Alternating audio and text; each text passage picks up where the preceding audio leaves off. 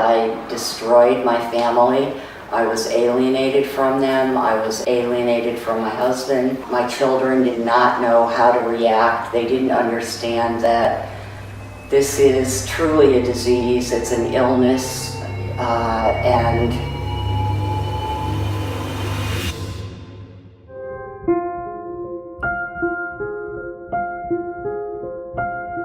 For my 30th birthday, I wanted my mom to share her story on addiction. I probably have been alcoholic for 30 years or more. As well as our family's journey to a long-term recovery in order to offer hope for anyone who might be struggling with substance abuse disorder. I think that everyone's always looked at my family and looked at them as picture perfect. We're always, we're the Martin family and we've got the picture perfect family and this is what people want to be like. But we were never picture perfect. We always had this thing that we were hiding.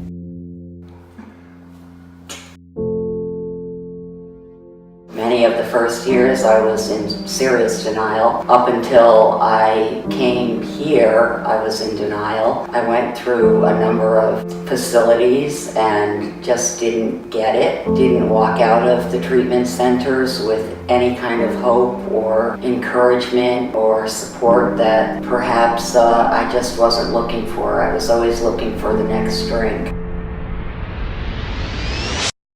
My very first time I was in a rehab, I was just sharing with my daughters this morning, there was an intervention by my mom and my brothers and my husband, and they said that I drank too much and I was going to this place that afternoon and I had no idea what they were talking about, no idea that I drank too much, and basically I got in a car, I went to another state, was dropped off by my husband and walked in and did a 28-day program, walked out and clueless, started drinking again 2 weeks later.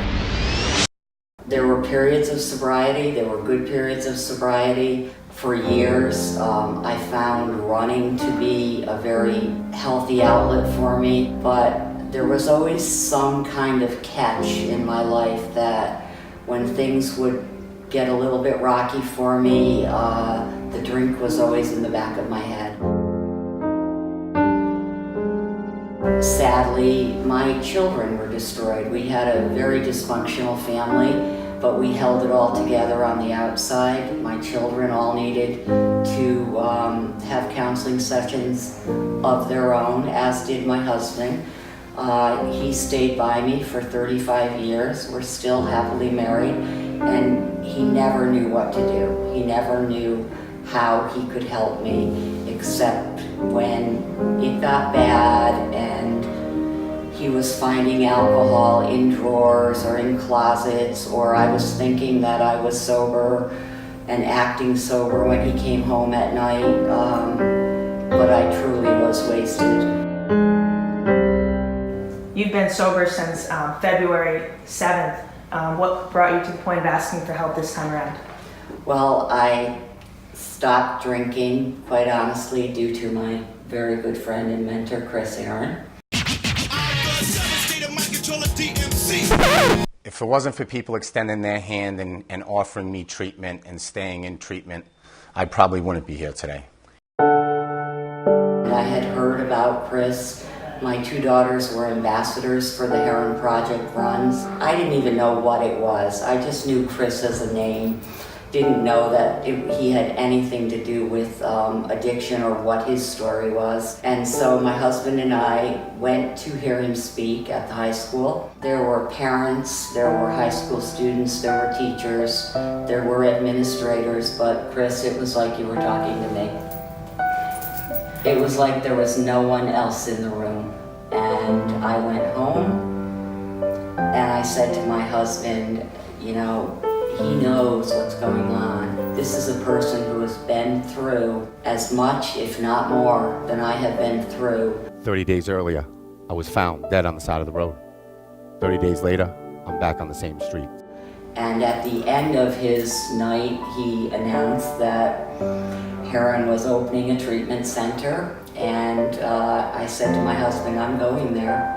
and I believe I was the first phone call to Herren Health and Wellness Center, and I was one of the first people to graduate and truly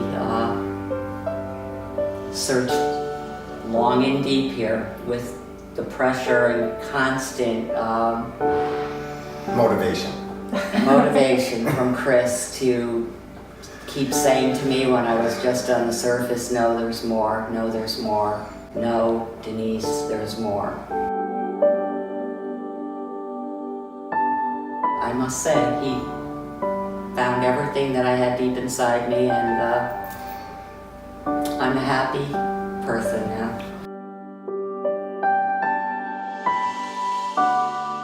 The most powerful part about this whole thing, for me, as a person in recovery, is that your daughters decided to fight when you didn't want to fight, to raise awareness when you were unaware. It's really powerful, I think, the strength in your family that, you know, they were willing to run when you were stuck.